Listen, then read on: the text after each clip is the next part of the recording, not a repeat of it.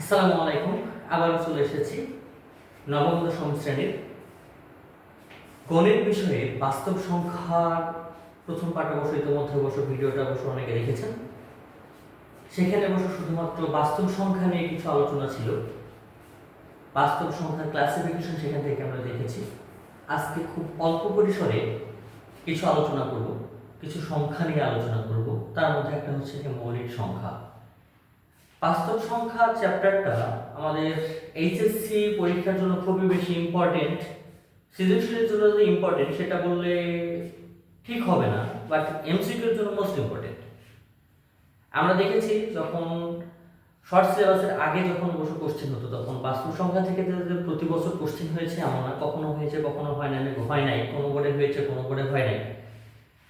কিন্তু বাস্তব সংখ্যা থেকে সৃজনশীল বাদে এমসিকিউ কোশ্চেন প্রচুর হয়। এমসিকিউর জন্য মোস্ট ইম্পর্টেন্ট চ্যাপ্টার হচ্ছে রিয়েল নাম্বার বা বাস্তব সংখ্যা। বাস্তব সংখ্যার ক্লাসিফিকেশন নিয়ে আজকে আমরা আলোচনা করব না, আজকে আলোচনা করব মৌলিক সংখ্যা বা বাস্তব সংখ্যা থেকে এমসিকিউ কোশ্চেন কেমন হতে পারে, এই বিষয়গুলো নিয়ে আমরা আলোচনা করব। তো সেক্ষেত্রে প্রথমত যে বিষয়টা নিয়ে আলোচনা করব সেটা হচ্ছে কি মৌলিক সংখ্যা। মৌলিক সংখ্যার ডেফিনেশন ইতিমধ্যে প্রথম পর্বে আলোচনা হয়েছে। আজকে সেক্ষেত্রে মৌলিক সংখ্যা নিয়ে আলোচনা করব। তারপরেও আরেকবার ডেফিনেশনটা আমরা একটু আলোচনা করে দেখি যে মৌলিক সংখ্যা কাকে বলে। মৌলিক সংখ্যা সেই সকল সংখ্যাকে বলা হয় যাদের সেই সংখ্যা এবং অন ছাড়া অন্য কোনো সংখ্যা দ্বারা নিঃশেষে বিভাজ্য করা যায় না। আমার কথা যদি ক্লিয়ার হয়ে থাকে তাহলে হয়তো সকলে বুঝতে পারবে। আমি আবারও বলি, মৌলিক সংখ্যা হচ্ছে সেই সকল সংখ্যা যে সংখ্যাকে সেই সংখ্যা এবং ওয়ান ছাড়া অন্য কোনো সংখ্যা দ্বারা নিঃশেষে বিভাজ্য করা যায় না, তাকে মৌলিক সংখ্যা বলে। এক্সাম্পল হিসেবে আমরা বলতে পারি 2, 3, 5, 7, 11, 13, 17, 19 আরো আছে। তাহলে এই মৌলিক সংখ্যাগুলো আমাদের পরীক্ষাতে বা এমসিকিউ কিভাবে আসে? আমাদের প্রশ্ন পরীক্ষাতে আসতে পারে নিচের কোনটি মৌলিক সংখ্যা।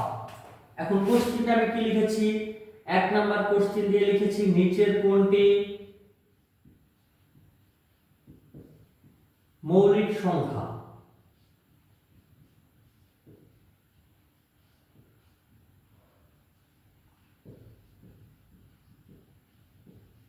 যেহেতু আগেই বলেছি আমাদের এমসিকিউ টাইপের কোশ্চেন হবে, তাহলে সেই ক্ষেত্রে আমাদের অবশ্য অপশনে থাকতে পারে ক নাম্বারে থাকতে পারে হচ্ছে 5, খয়ে থাকে হয়তো 8, গয়ে আমরা অপশন দিলাম 9, ঘয়ে অপশন দিলাম 12। তাহলে এই ক্ষেত্রে অবশ্য আমাদের কোশ্চেনটা কিভাবে হয় বা কিভাবে হতে পারে অবশ্য আমরা যদি দেখে থাকি, বলা হচ্ছে নিচের কোনটি মৌলিক সংখ্যা।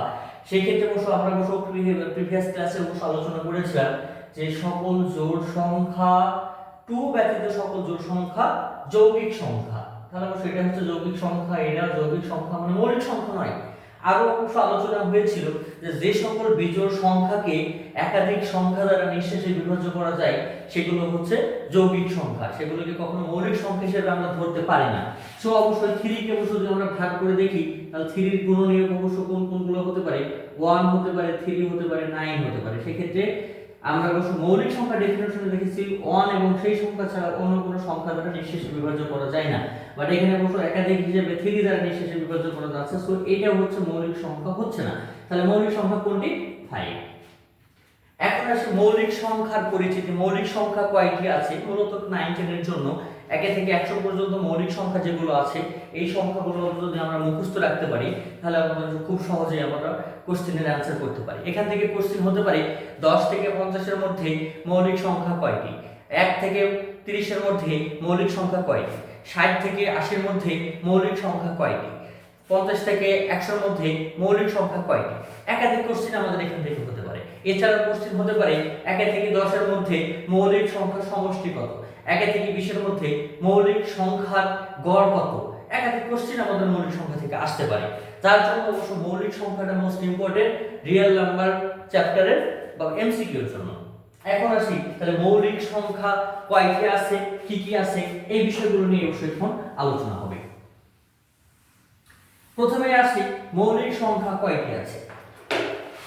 তাহলে এখন আমরা দেখি আমাদের অবশ্য শর্টকাট একটা টেকনিক বলতে গেলে প্রত্যেকটা বইয়ে বা অ্যাভেলেবল অবশ্যই এটা পাওয়া যাচ্ছে, এটা আমি বলবো না যে এটা হচ্ছে আমার থিওরি, এটা আমি কখনোই বলবো না। এটা অবশ্য প্রত্যেকটা ম্যাথ বইয়ে দেওয়া থাকে যে 1 থেকে 100 এর মধ্যে কয়টি মৌলিক সংখ্যা থাকে তার সমষ্টি যদি নির্ণয় করতে বলে, তার জন্য অবশ্য আমরা সংক্ষেপে অবশ্য একটা জিনিস মনে রাখি, সেটা হচ্ছে কি মৌলিক সংখ্যা। মৌলিক সংখ্যা সংখ্যা তাহলে আমরা অবশ্য 4 4 2 2 3 2 2 3 2 1 যদি গুণে রাখি তাহলে 1 2 3 4 5 6 7 8 9 10, তাহলে এই সংখ্যাগুলো আমরা পেয়ে থাকি। তাহলে এই সংখ্যাগুলো যদি আমরা মুখস্থ রাখতে পারি 4 4 2 2 3 2 2 3 2 1, এইটা যদি লাইনটা আমরা মনে রাখতে পারি তাহলে অবশ্যই 1 থেকে 100 এর মধ্যে কয়টি মৌলিক সংখ্যা আছে এগুলো কিন্তু অবশ্যই আমরা খুব সহজেই মনে রাখতে পারি। আপনারা আমার ক্লাসটি কে কোথা থেকে দেখছেন অবশ্যই কমেন্টে জানাবেন। এখন আসি যে অবশ্য তাহলে এই যে আমরা 10টি নাম্বার মুখস্থ করেছি 4 4 2 2 3 2 2 3 2 1, এইখানে অবশ্য এই লাইনটা লেখার উদ্দেশ্য কি সেটা নিয়ে অবশ্য একটু আমরা ব্যাখ্যা করি। প্রথমত আসি কি এইখানে যে 4 দেওয়া আছে, 4 দেওয়া আছে মানে কি 1 থেকে 10 এর মধ্যে যে মৌলিক সংখ্যা আছে তা কয়টি আছে? 4টি আছে। কয়টি? 4টি। তাহলে এই 4টি মৌলিক সংখ্যা কি কি আছে সেটা একটু দেখে নেই। 2 3 5 7, এরপরে আসি এইখানে যে বস্তু 4 দেওয়া আছে এই 4 এর মানে হচ্ছে 11 থেকে 20 এর মধ্যে যে মৌলিক সংখ্যা আছে কয়টি? 4টি। 11 থেকে 20 এর মধ্যে মৌলিক সংখ্যা আছে কয়টি?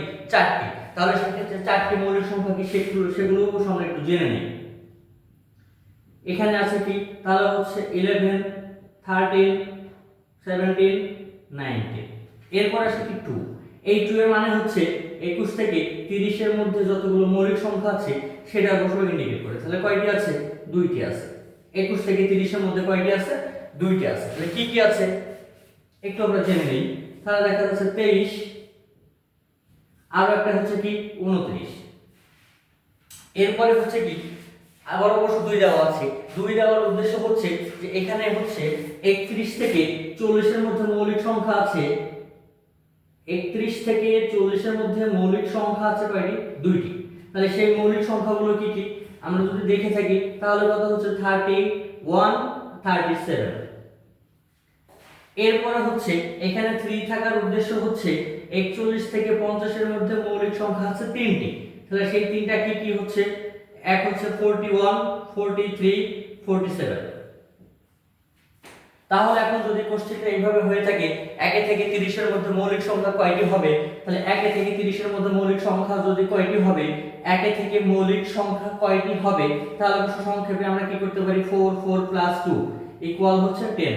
1 থেকে 30 এর মধ্যে মৌলিক সংখ্যা আছে 10টি। এখন যদি কোশ্চেন হয়ে থাকে 20 এর থেকে এক কথায় 10 এর থেকে 30 এর মধ্যে মৌলিক সংখ্যা কয়টি, তাহলে সেই ক্ষেত্রে 10 এর থেকে 30 এর মধ্যে মৌলিক সংখ্যা বলতে গেলে কয়টি হচ্ছে? এখানে 4 আর 2 6টি। আমার কথা হয়তো বুঝতে পেরেছেন যে এখানে অবশ্য মৌলিক সংখ্যা কয়টি এগুলো আমাদের জন্য মোস্ট ইম্পর্টেন্ট। কারণ কি আমাদের অনেক সময় হতে পারে যে 20 থেকে 40 এর মধ্যে মৌলিক সংখ্যা সমষ্টি কত, তাহলে তাহলে এখানে কত হচ্ছে 21 থেকে 40 এর মধ্যে মৌলিক সংখ্যা আমরা পেয়েছি কয়টি? মাত্র 4টা। যদি বলা হয় 21 থেকে 20 থেকে 40 এর মধ্যে মৌলিক সংখ্যার সমষ্টি কত, তখন অবশ্যই আমাদের মাস্ট মৌলিক সংখ্যাগুলো জানা লাগবে। সো অবশ্যই মৌলিক সংখ্যাগুলো অবশ্য আমাদের জন্য খুবই ইম্পর্টেন্ট। এখন আসি এইখানে যে 2 দেওয়া আছে, 2 দেওয়ার মানে হচ্ছে কি এখানে 51 থেকে 60 এর মধ্যে মৌলিক সংখ্যা কয়টি আছে? 2টি আছে। সংখ্যাগুলো কি কি? সংখ্যাগুলো হচ্ছে 53 এবং 59। সংখ্যা হচ্ছে 53 আর একটা হচ্ছে কি 59। এরপরে আসে এখানে 2, এই 2 দেওয়ার উদ্দেশ্য হচ্ছে 61 থেকে 70 এর মধ্যে মৌলিক সংখ্যা আছে 2টি। সেগুলো কি কি? মৌলিক সংখ্যাগুলো অবশ্য আমাদের জন্য খুবই ইম্পর্টেন্ট। এখানে অবশ্য দেখা যাচ্ছে কি 61 থেকে 70 এর মধ্যে 61 আর 67। এরপর এখানে 3 দেওয়া আছে মানে কি 71 থেকে 80 এর মধ্যে মৌলিক সংখ্যা কয়টি আছে? 3টি আছে। তাহলে এই 3টি মৌলিক সংখ্যা কি কি সেটা অবশ্য আমাদের জানা লাগবে। কি কি দেওয়া আছে? 71, 73, 79। আচ্ছা, এরপরে আসি, দেখো লাস্ট হচ্ছে কি আমাদের দুইটা দেওয়া আছে, মানে কি 81 থেকে 90 এর মধ্যে মৌলিক সংখ্যা কয়টি আছে? দুইটি আছে। কি কি আছে সেটা হচ্ছে কত আমাদের 83 এবং 89। 83 এবং 89, তাহলে কত হচ্ছে 83, আরেকটা হচ্ছে কি 89। এরপর আসে কি লাস্ট 1 আছে। 1 মানে কি 91 থেকে 100 পর্যন্ত মৌলিক সংখ্যা, তাহলে এই মৌলিক সংখ্যা কত হচ্ছে 97। তাহলে আমরা এখন যদি লিখে থাকি 1 থেকে 100 পর্যন্ত কয়টি মৌলিক সংখ্যা, কয়টি মৌলিক সংখ্যা, তাহলে সেক্ষেত্রে অবশ্য আমরা এখান থেকে কি করতে পারবো, ইজিলি কিন্তু অবশ্য কোশ্চেনের অ্যানসার করতে পারবো। কিভাবে করব? অ্যানসার কয়টি হচ্ছে আমাদের হচ্ছে 4 4 2 2 3 2 2 3 2 1। আমরা যদি সবগুলোকে যোগ করি তাহলে কত হচ্ছে 4 + 4 + 2 + 2 + 3 + 2 + 2 + 3 + 2 + 1 ক্যালকুলেট করলে হচ্ছে 25টি। তাহলে 1 থেকে 100 পর্যন্ত আমাদের মৌলিক সংখ্যা আছে কয়টি? 25টি। তাহলে এখন কথা হচ্ছে 25টি মৌলিক সংখ্যা এখানে দেওয়া আছে, সেগুলো অবশ্য আমাদেরকে মুখস্থ রাখতে হবে। কেন মুখস্থ রাখতে হবে সেটা অবশ্য বলেছি। তাহলে অবশ্য ইতিমধ্যে অবশ্য আলোচনা থেকে অবশ্য বোঝা গেছে যে মৌলিক সংখ্যা চ্যাপ্টারটা, মৌলিক সংখ্যা টপিকসটা আমাদের বাস্তব সংখ্যায় এমসিকিউ এর জন্য কতটা গুরুত্বপূর্ণ সেটা হয়তো আমরা বুঝতে পেরেছি। আমাদের কোশ্চেন হতে পারে নিচের কোনটি মৌলিক সংখ্যা, আমাদের কোশ্চেন হতে পারে 1 থেকে 50 এর মধ্যে কয়টি মৌলিক সংখ্যা আছে, আমাদের কোশ্চেন হতে পারে 1 থেকে 100 এর মধ্যে কয়টি মৌলিক সংখ্যা আছে, আমাদের কোশ্চেন হতে পারে যে নিচের কোনটি মৌলিক সংখ্যা, আমাদের কোশ্চেন হতে পারে জোড় সংখ্যা তবু মৌলিক সংখ্যা কোনটি, সেটা হচ্ছে অবশ্যই 2। এর মধ্যে সবথেকে এক্সেপশনাল হচ্ছে 2। এই দুইটা নিয়ে অনেকগুলো কোশ্চেন হয়ে থাকে। যেমন হচ্ছে প্রথমত কোশ্চেন হতে পারে সবথেকে ছোট মৌলিক সংখ্যা কোনটি, তাহলে সেক্ষেত্রে অবশ্যই 2। যদি অবশ্য আমাদের কোশ্চেনটা এইভাবে হয়ে থাকে যে জোড় সংখ্যা হওয়া সত্ত্বেও মৌলিক সংখ্যা কোনটি, সেটার অ্যানসার হচ্ছে 2। এখন কথা হচ্ছে, আমার কথা হয়তো বা বোঝা যাচ্ছে যে এই মৌলিক সংখ্যা আমাদের জন্য কেন ইম্পর্টেন্ট। আমাদের কোশ্চেন যদি হয়ে থাকে 21 থেকে 20 থেকে শুরু করে 50 এর মধ্যে মৌলিক সংখ্যার সমষ্টি কত, তাহলে সেই ক্ষেত্রে 20 থেকে 50 এর মধ্যে কয়টি মৌলিক সংখ্যা আছে, তাহলে সেটা যদি আমার জানা থাকে, কি কি মৌলিক সংখ্যা আছে সেটা যদি জানা থাকে, তাহলে আমরা অবশ্য ইজিলি অ্যানসার করতে পারবো। আমাদের তাহলে অবশ্য মৌলিক সংখ্যা সম্পর্কে হয়তো আর কোনো কোশ্চেন কারো থাকার কথা না। আর একটা মোস্ট ইম্পর্টেন্ট কথা বলে রাখি, মৌলিক সংখ্যাকে যখন বর্গমূল করা হয়, মৌলিক সংখ্যাকে যখন বর্গমূল করা হয় তখন সেটা অমৌলিক সংখ্যা হয়। মোস্ট ইম্পর্টেন্ট একটা টপিক হচ্ছে যদি কোনো মৌলিক সংখ্যাকে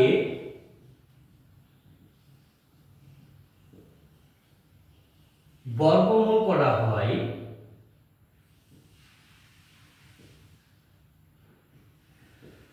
তাহলে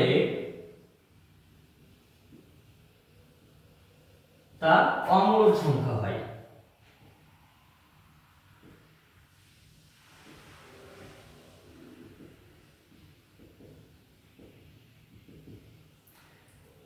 এই টাইপের অনেকগুলো ইম্পর্টেন্ট টপিকস, অনেক ইম্পর্টেন্ট ইনফরমেশন আছে, সেগুলো অবশ্য আস্তে আস্তে ক্লাসের মাধ্যমে হয়। বাট একটা ক্লাস সর্বোচ্চ দেখা যাচ্ছে 10 মিনিট বা 15 মিনিট ক্লাস নিয়ে কখনোই কিন্তু বিস্তারিত শেষ করা যায় না। যার জন্য অবশ্য আমাদের একটা চ্যাপ্টারের পর্বগুলো অনেক হচ্ছে বা ক্লাসগুলো অনেক হয়ে যাচ্ছে। তাতে আমার অবশ্য মনে হয় যেন ক্লাসগুলো একটু ধৈর্য সহকারে যদি আমরা দেখি বা সেখান থেকে যদি নোট করার চেষ্টা করি, অনেক ইনফরমেশন, অনেক গুরুত্বপূর্ণ ইনফরমেশন কিন্তু আমরা পেতে পারি। মৌলিক সংখ্যা নিয়ে আমার মনে হয় যেন এর থেকে আর কিছু আলোচনা করার কিছু আছে, বাট এছাড়াও আমাদের অনেকগুলো বাস্তব সংখ্যা এমসিকিউর জন্য গুরুত্বপূর্ণ। সেটা হচ্ছে কি আমাদের আরেকটা টপিক হচ্ছে কি ভগ্নাংশ।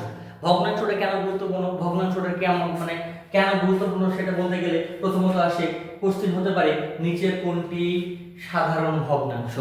সাধারণ ভগ্নাংশ এবং দশমিক ভগ্নাংশ, সেক্ষেত্রে আমাদের পার্থক্য অবশ্য প্রিভিয়াস ক্লাসে অবশ্য আলোচনা করা হয়েছে। এখন কথা হচ্ছে আরো কোশ্চেন হতে পারে নিচের কোনটি প্রকৃত ভগ্নাংশ, নিচের কোনটি অপ্রকৃত ভগ্নাংশ, নিচের কোনটি মিশ্র ভগ্নাংশ। এই বিষয়গুলো কিন্তু আমরা ইতিমধ্যে আলোচনা করেছি, প্রিভিয়াস ক্লাসে কিন্তু এগুলো আলোচনা হয়েছে। আরো কোশ্চেন হতে পারে নিচের কোনটি আবৃত ভগ্নাংশ, নিচের কোনটি অনাবৃত ভগ্নাংশ, বিস্তারিত কোশ্চেনের সম্পর্কে কিন্তু অবশ্য অলরেডি প্রিভিয়াস ক্লাসে আলোচনা হয়েছে। আজকে অবশ্য মৌলিক সংখ্যা নিয়ে আলোচনা করা ছিল, মৌলিক সংখ্যাটা বিস্তারিত আলোচনা করা ছিল, যার জন্য অবশ্য মৌলিক সংখ্যা নিয়ে আলোচনা করেছি। মৌলিক সংখ্যা নিয়ে যদি আর কারো কোনো যদি সমস্যা থাকে, বাস্তব সংখ্যার বেসিক বা এমসিকিউ নিয়ে যদি কারো কোনো কোশ্চেন থাকে, তাহলে সেটা অবশ্যই কোশ্চেনে আমাদের জানাতে পারেন। বাস্তব সংখ্যা নিয়ে আশা করি এ নিয়ে আর কোনো কোশ্চেন থাকবে না। এরপরের ক্লাসে অবশ্যই আমরা যখন উপস্থিত থাকবো তখন এই চ্যাপ্টারের কিছু ইম্পর্টেন্ট ম্যাথ নিয়ে আলোচনা করব। এই বলে আমার ক্লাস শেষ করছি। সকলে ভালো থাকবেন, সুস্থ থাকবেন, আমার জন্য দোয়া রাখবেন। আসসালামু আলাইকুম।